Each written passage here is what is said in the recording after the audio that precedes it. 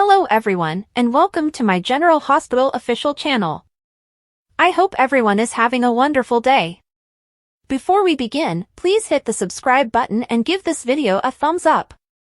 Lulu obtains the solution she seeks at Valentine's home. Lucy and Sunny sat down to talk at Metro Court. Sunny was looking for a new home and requested Lucy's assistance. He sought a house that was comfortable for his small girls while yet being secure enough to keep everyone safe. Lucy was immediately aware of the correct location. Lulu and I had a reunion at Bobby's before getting down to business. Lulu asked Spinelli for aid finding Valentine and Charlotte. Spinelli maintained that he had searched but had come up empty. He was able to track Valentine to Switzerland, but the trail fell cold. Lulu asked Spinelli to assist her get past the security system at Valentine's former residence so she could look for clues. Spinelli hedged and attempted to persuade Lulu to concentrate on Rocco and her recuperation, but Lulu was tenacious. She finally had to stop and cover for herself, pretending she was simply catching up with an old acquaintance when Dante and Gio strolled in. Dante didn't buy it, but he knew he wasn't wanted. "I'll let you guys get back to your super casual, not at all suspicious catch-up," he told us. Lulu ultimately persuaded Spinelli to assist her, so they sat in a car outside Valentine's old house while he fiddled with the alarm system using his laptop. He couldn't guarantee anything, but Spinelli believed Lulu had a fair chance of breaking in and not being detected. Lulu grew sad as she entered in the front door, realizing it was Charlotte's last home in Port Charles. While they were looking, they heard Lucy and Sunny outside, which was the house Lucy had in mind for her new Corinthos residence. Spinelli and Lulu hid, while Lucy donned her real estate hat and toured Sunny around. Sunny was particularly taken with the 12-foot hedges. Sunny was about to step into the office and meet Lulu and Spinelli when Christina appeared out of nowhere. "Dad, are you seriously considering buying Valentine Cassadine's old house?" inquired the girl. Lucy stood up for herself and told Sunny that she would tell him about the prior owner. "This is a fabulous house, and I wanted you to love it with no preconceptions," she told me. She informed Sunny that Marty was handling the sale, which fueled Lulu's desire to investigate her uncle. Christina had transformed into a different person by this point, and she was enthusiastic about Sunny buying the house. When Lucy, Sunny, and Christina left to make a bid, Lulu informed Spinelli that they needed to examine Marty's home. Lois walked in on Tracy and Alexis arguing in the Quartermain living room. Alexis was there in lieu of Diane to remind Tracy that the Q Vault is on public land. Tracy argued that Marty's land survey was a fabrication, and she refused to give Drew his name back. Before they could blink, Marty came. Alexis had invited him, expecting that they might settle the situation calmly. Tracy was about to bankrupt the city with a lengthy lawsuit, but Alexis reminded her that the Quartermains would be transferred from their last resting place in the meanwhile. Tracy gave in, but Marty surprised everyone by announcing that he would still report the QS to the city. Alexis was able to calm Tracy and Martin down, and Martin agreed to let the crypt issue go as long as he didn't have to listen to Tracy anymore. Unfortunately, Tracy began speaking again, Marty started arguing, and the crypt drama resumed. Back at Bobby's, Dante informed Gio that he suspected Lulu was up to something. He believed Lulu was attempting to get Spinelli to hack into something so she could locate Charlotte. Gio eventually explained why he wanted to speak with Dante. He didn't feel at home in the Quartermain residence because his only tie to the family was that his Aunt Lois had previously married Ned. With Olivia as Dante's only connection, he expected Dante to understand. Dante informed Gio that everyone enjoyed having him, so he shouldn't be concerned about these things. "Not everyone," Gio replied, alluding to Tracy. Dante cautioned Gio that everyone eventually ends up on Tracy's bad side. Gio revealed that he had battled with Tracy over Drew's last name and how essential it was for Scout to know her father's name, just as it was for him to know the name of the father he had never met. Gio was thrilled to hear that Tracy appreciated people more when they stood up to her, despite her refusal to accept it. Tracy called and demanded to see Dante right away. Dante and Gio returned home so Tracy could instruct Dante to arrest Marty for trespassing. Dante refused to do what Tracy requested. He asked Marty to go and that Tracy leave the case alone for the evening because the courts had already closed. Gio responded with 555, explaining that his mother would constantly urge him to take a 5-minute break and see whether he'd remember what he was angry about in 5 months or 5 years. Tracy did a double take because Lila used to tell her the same thing. She would say, "Tracy, will it really matter in the end?" Alexis took this as a cue to walk Martin out, but Lois did so instead. "Gio, you gave me a lot to think about." "Thank you," Tracy said me. Dante was happy that his evaluation of Tracy was correct. Tracy, however, asked Alexis to file the stop and desist once they were alone. She followed Joe's suggestion and understood that the Q name would still signify something in 5 years. "Drew can never be associated again with this family," she told me. Alexis informed Tracy that Marty would retaliate. Tracy didn't care. Tracy stated that she would do her own property survey, and the results would be exactly what I want them to say. Outside, Marty and Lois talked about Gio. Marty recognized him as Lois' grandchild and was impressed. In the Q kitchen, Jason informed Sasha that he had no intention of directing her what to do. Sasha ended up telling Jason about her evening and the opportunity Carly made her to be the new Metro Court chef. Sasha could even stay at the hotel until she had earned enough money for her own place. Sasha was irritated when Jason offered to simply give her the money. "I don't want that. I want to do this on my own. I want to be independent," she said. Jason simply believed that his approach was practical, but Sasha disagreed. "If anyone should understand how I feel, it's you," she replied.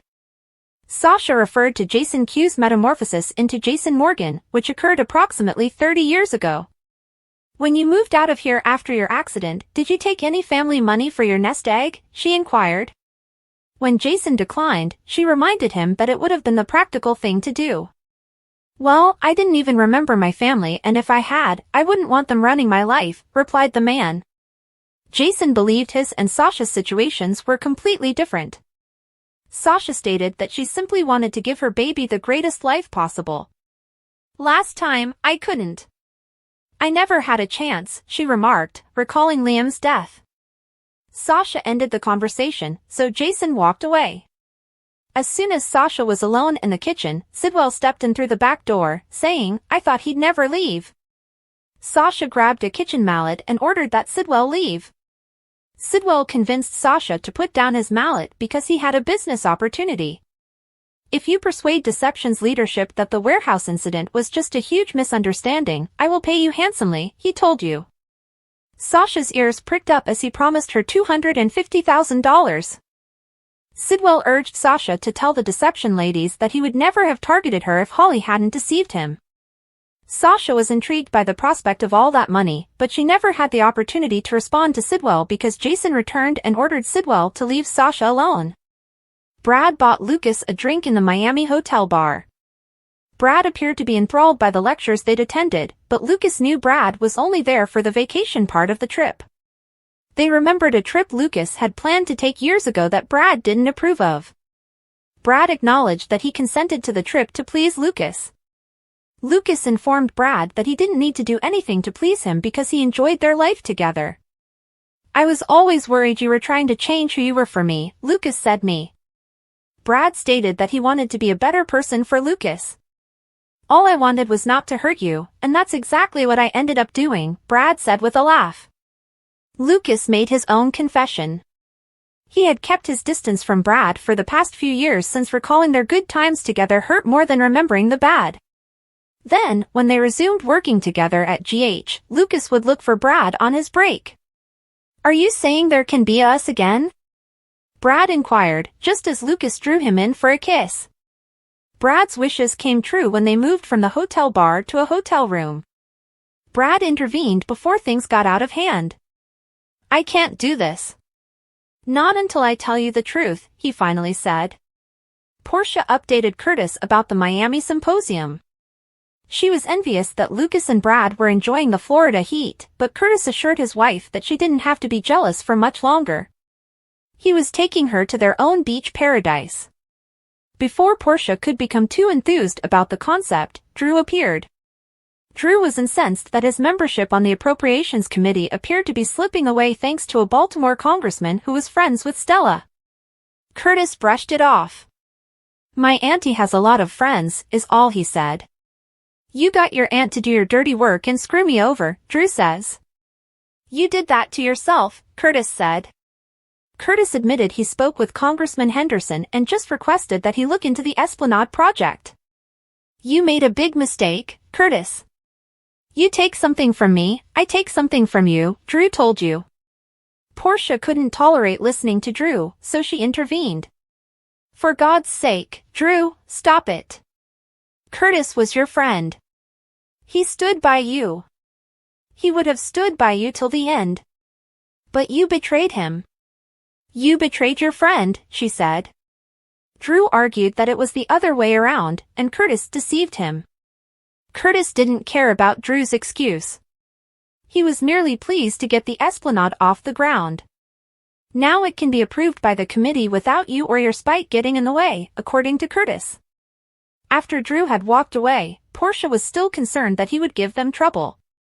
Drew went straight to Selena to find out what information she had on Curtis, proving Portia's point. She went one step further and revealed to Drew the information she had about Portia, which she obtained from Brad. Next on General Hospital, Jason threatens Sidwell. Carly exchanges talks with Willow. Laura has some news for Curtis. Sidwell turns on the charm as Jason rushes into the Quartermaine kitchen to save Sasha from his purported clutches.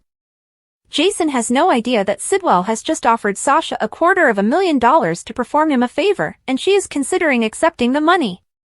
Sasha is unaware that Jason accuses Sidwell of putting the bomb in Sonny's penthouse, therefore he is willing to take Sidwell outside and draw a gun on him. Sidwell denies any criminal activity as usual, but he needs to talk his way out of this issue with Jason. Does he have thugs on guard to ensure Jason doesn't cause any harm? Willow gets an earful when Willow sits down for a supper with Nina at the Metro Court. She knows she might run across Carly, who runs the establishment. And that is precisely what happens. Carly sits down with Willow and her mother and begins reading Willow for filth. Carly is shocked that Willow is thinking about moving in with Drew and warns her that if she does, she will face the consequences. Nina attempts to smile and be polite, but she secretly hopes Carly's comments are effective.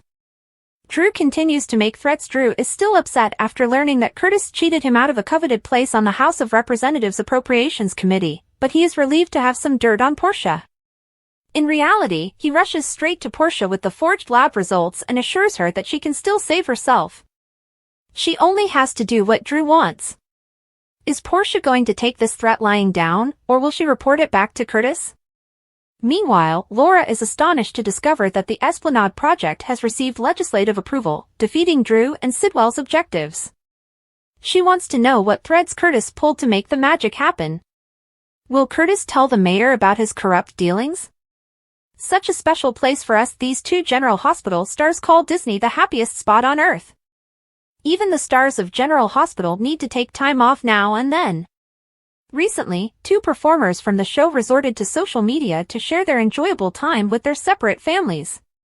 Risa Dorkin went to Disney World in Orlando, Florida, while Steve Burton visited Disneyland in Anaheim, California. Let's see what each star revealed. Steve Burton stated on Instagram, "A beautiful day at the happiest place at Disneyland with our favorite people.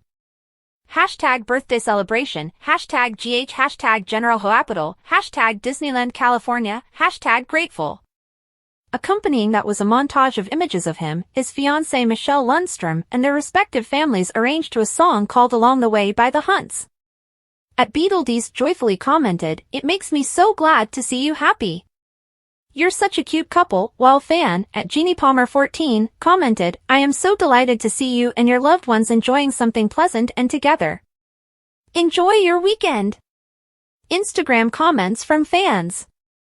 The film featured not only static photographs, but also recordings of the General Hospital stars' blended family enjoying all of the rides, suites, and other attractions available at the famous theme park. Instagram user @Alfenza wrote, "Disney looks great on you." Risa Dorkin of General Hospital's Instagram post provided a much more detailed account of her and her husband Bo Clark's trip to Disney World. It contains several images and video footage of the happy couple having fun at the various parks. She captioned it, "Disney World. It was our first trip together 14 years ago, and it was a memorable spot for us, but we hadn't been back since.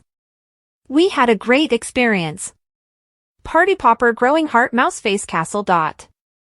General Hospital star Nancy Lee Grahn is now criticizing the Democratic Party. Has anyone switched teams here? That is what many General Hospital viewers cannot help but question, since Nancy Lee Grahn appears to have changed her stance. Nancy Lee Grahn, well known for her role as Alexis Davis on the hit ABC soap, appears to have targeted Democratic Party members on social media this weekend. This has prompted many of her supporters to question, what gives? Nancy, who left X for Threads, recently said, "Where are Obama, Biden, Clinton, and Bush? Why aren't they alerting us about the danger we're in and what we can do about it?" The actress continued. Why isn't the entire Democratic Congress standing in unison before the press, sounding alarm bells and spelling out to the public exactly what is going on so that a third grader can grasp it? Why aren't there major protests/boycotts organized? When Netanyahu attempted to take the Justice Department, Israelis marched every day for 3 months. The moment to act is now. Needless to say, the internet had a lot to say about the situation. Some even said, "Nancy, I love you on General Hospital, but you're barking up the wrong tree." The Republicans created the monster, and they, along with his supporters, must slay the dragon they unleashed on all of us. General Hospital news, what's next for Nancy Lee Grahn? Another critic commented, "OMG. Americans did not listen to any of them during Harris's campaign. What makes you think they will now?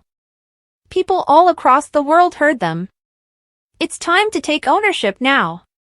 There was also this comment, both Obamas, Clintons, Harris, Sanders, Warren, Walz, and so many others have been warning us for 10 years.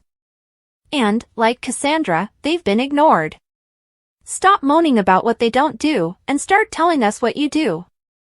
General Hospital spoilers, what pledge did Willow make? General Hospital spoilers, what pledge did Willow make? Willow was really nervous about her pledge getting public. Shiloh only accepted commitments that provided him with the necessary control at the time. This was his method of maintaining control over people in case anything negative about him or the DoD surfaced. But now people want to know what was said. It goes without saying that the internet had a lot to say about the situation. Some even commented, "I had totally forgotten about the pledge aspect of DoD and Shiloh's hold over the cult members." It would be interesting if they revisited this, because it was definitely something that she didn't want to come out, and if it painted her in a different light, that could be very interesting for any future storylines if the show continues to focus on Willow's character. General Hospital spoilers, Willow's dark past. Another critic wrote, I hope Jason remembers and blackmails Willow with it to prevent her from moving the kids in with Drew. I know it'll never happen, though. There was also this comment, it seems like a good time for this to come back because this kind of leverage over Willow could be very useful in securing custody of the kids for Michael and keeping them away from Drew. Or it could be used to further show how despicable Drew is if he found out the information and used it to manipulate Willow further, or blackmail her into staying with him if she ever tried to end things. Women. According to General Hospital spoilers, many people are curious about Willow's dark secret and the commitment she made when she joined Dawn of Day with Shiloh many years ago. Giving Carly some compassion and space this week would be beneficial. See, she has to figure out what Willow and Drew are going to do next, and she ends up feeling a certain way.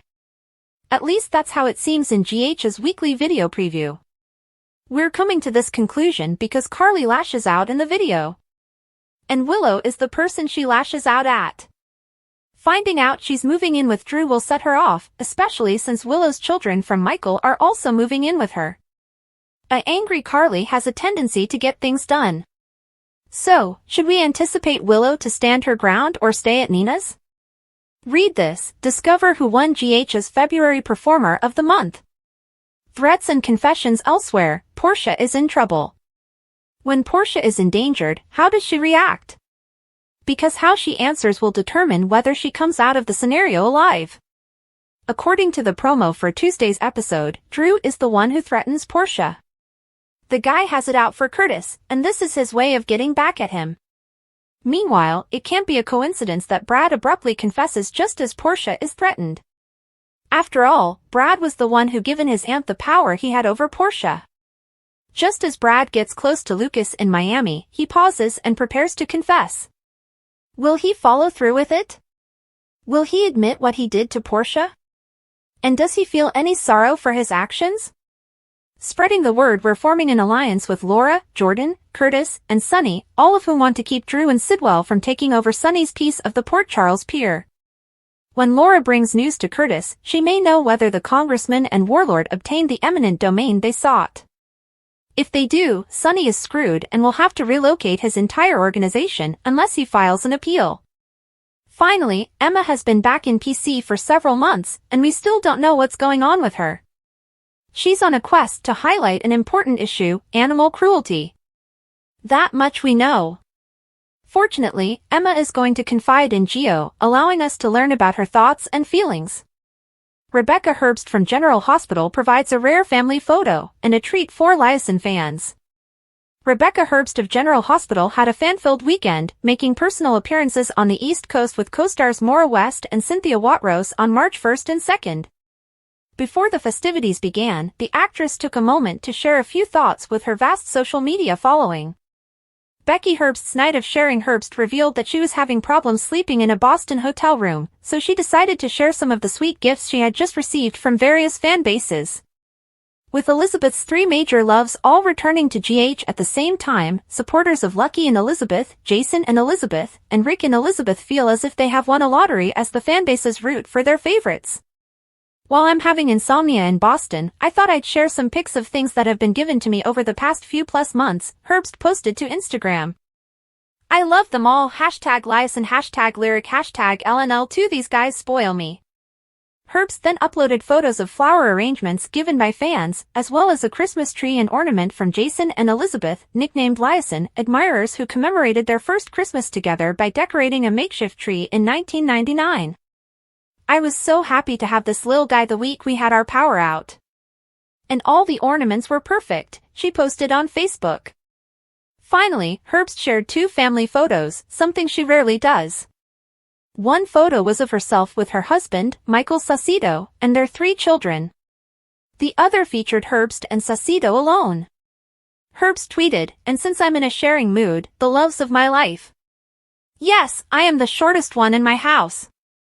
The I Spy she was talking about was her jacket.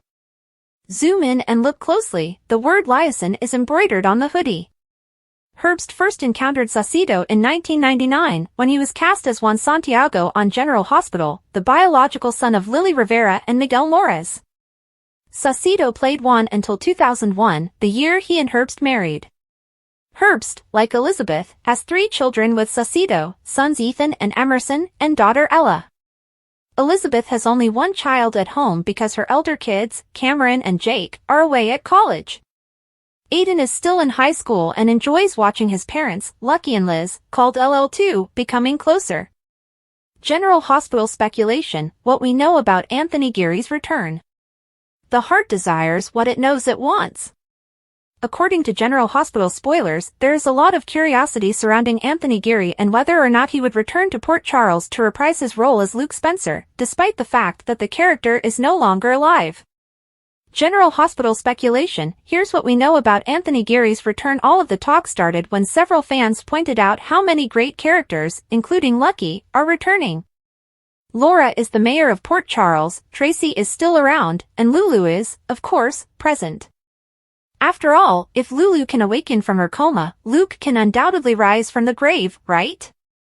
Plus, many fans miss seeing Anthony Geary on the canvas. It goes without saying that many GH fans and critics have expressed their opinions on the subject. Some have even said, I believe he would bring some needed zip. Lucky is back. Laura's the mayor. Tracy is elderly and gray. Lulu is being herself. The most difficult element, in my opinion, would be getting Tony Geary to reconsider retirement. What are your thoughts? And I am bracing myself for the abuse, so bring it on, another critic commented, I know I feel his absence like a knife in the heart, even though he's a fictional character. That implies Tony gave us the most precious gift when he gave us Luke. He devoted a significant portion of his personal life to GH. I want to thank him in the only way I can, by respecting his wishes. General Hospital speculation, what's next for Port Charles? I would not mind flashbacks, or even using his voice from old scenes to give us audio, like a dream, though. There was also this comment, I agree, I love TG, and the characters Luke and Laura were iconic. I'd love for him to return for a short time and ride off into the sunset again. That being said, I would rather that he leave Tracy alone since she is television gold and GH requires her. I respect that TG lives happily ever after with his husband in Amsterdam. I simply detest that the idiot writers killed off the character off-screen and then let that whole storyline fizzle. The producers have yet to comment on the incident. That, and Anthony Geary has made no indication that he is willing to return to General Hospital. We will keep you updated with all of the newest information as it becomes available. Sunny's homecoming, Drew's leverage, and Sidwell's offer to Sasha. Lulu Spencer seeking assistance. Damian Spinelli and Lulu Spencer meet at Bobby's to finally catch up. They reminisce about the old days until Lulu expresses her need for his assistance in locating her daughter, Charlotte Cassadine. Spinelli claims to have tried to find her, but Valentine Cassadine is completely missing, and he advises her to leave it to the police to trace her ex. Lulu proposes that they look somewhere they haven't yet, so the two go to Valentine's former property. Spinelli disables the car's security system and they enter. Once through the front door, Lulu understands that this is her daughter's final house in Port Charles, and she becomes sad. Before they can conduct any extensive searches, they hear someone outside and hide behind a desk. Sonny Corinthos' new home. Sonny Corinthos walks in with Lucy Coe, who thinks it's a fantastic new home for him and his family. Valentine prioritizes security, and he has 12-foot hedges surrounding the property, as well as all the comforts that Sonny's children require. Lucy is ready to show him the entire home, but Sonny says it's unnecessary because he trusts her. Christina Corinthos bursts in while they are talking, asking her father whether he truly wants to buy Valentine's old house. Sonny had no idea this was his house, but after some reassurance from Lucy and a thorough tour, Sonny and Christina believe it's the ideal home. Sparks fly between Lucas Jones and Brad Cooper. According to Monday's General Hospital recaps, Brad Cooper and Lucas Jones are at a medical convention in Miami, conversing over cocktails. They discuss other journeys they've had together, both good and horrible. They then begin discussing their previous relationship. They eventually find themselves in each other's arms, rekindling their relationship for the time being. Curtis Ashford gains the upper hand until Drew Quartermaine gets dirt on Portia Robinson across town. Curtis Ashford and Portia Robinson are eating at the Metro Court when he surprises her with an upcoming trip. They're talking about the white sand when Drew Quartermaine interrupts, and he's furious. Curtis' effort to persuade Congressman Henderson to take a closer look at Drew has worked, and he is not backing him at all. This makes Drew's attempts to commit wicked deeds much more difficult. The men argue, and Portia even joins in until Drew eventually leaves. He then visits Selena Wu, who claims to be assisting him in gathering information about Curtis. She tells Drew she hasn't discovered anything on him, but Portia is a different story. She then hands Drew proof that Portia manipulated lab findings at the hospital, which might endanger her medical license. Chaos at the Quartermaines. Over at the Q estate, Alexis Davis is met with a quarrel, of course, from Tracy Quartermaine, who demands that Drew stop using the family's surname. She filed a cease and desist order to force the matter, and in exchange, she was informed that the family burial place is partially on city property. Martin Gray eventually arrives, and they all argue in circles about the subject. If Tracy refuses to remove the court order, he will file with the city, causing family members to be dug up. Tracy agrees to drop it but then changes her mind, as Lois Cerullo watches in bewilderment. Meanwhile, in the Quartermaine kitchen, Sasha Corbin and Jason Morgan are conversing. She tells him that she has been offered a job and even a room at the Metro Court until she can save enough money to buy her own place. Jason offers to give her the money for her own place, and Sasha freaks out again since she needs her freedom. Jason understands, but he believes she should think more practically and avoid complicating matters. According to General Hospital recaps, after Jason leaves, Jen Sidwell goes into the kitchen to speak with the Quartermaine cook. Sasha is ready for a fight, but Jens tells her that he only wants to chat. He makes her a business proposal. If she tells the chiefs of deception the whole truth, that he kidnapped her because her mother owed him money, he will give her $200,000. As they discuss the facts, Jason returns to the kitchen and orders Sidwell to leave Sasha alone. Ryan Pavey reveals his new projects. Former General Hospital star Ryan Pavey, ex-Nathan, now lives a peaceful life away from Hollywood, having relocated to the seaside hamlet of San Diego after taking a sabbatical from acting. And, while he had taken a break from social media except for his official Instagram account, it appears that he has reconsidered how he interacts with his followers. So, some fun updates. He wrote in the description to an Instagram photo featuring a selfie video of himself riding his motorcycle. In an attempt to sorta keep up with the times and maybe facilitate some adventures we hope to share with you guys, my little bro and I are gonna be launching some cool new things in the social media world.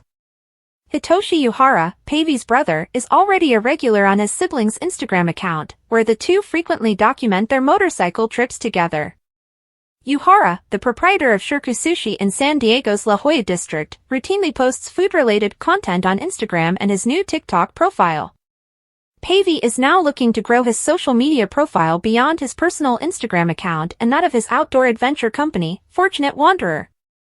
I'm launching a YouTube for Fortunate Wanderer, he told me, and a Patreon page as well where you'll be able to keep up with us on our adventures. The stuff Pavey intends to offer with his fans on other channels will be an extension of what they see on Instagram. I'll be sharing lots of stuff from the shop and the bike and the ocean, as well as some day-in-the-life kinda stuff, he'd said. Thanks for watching. If you like this video, so please don't forget to subscribe my channel and don't miss any update.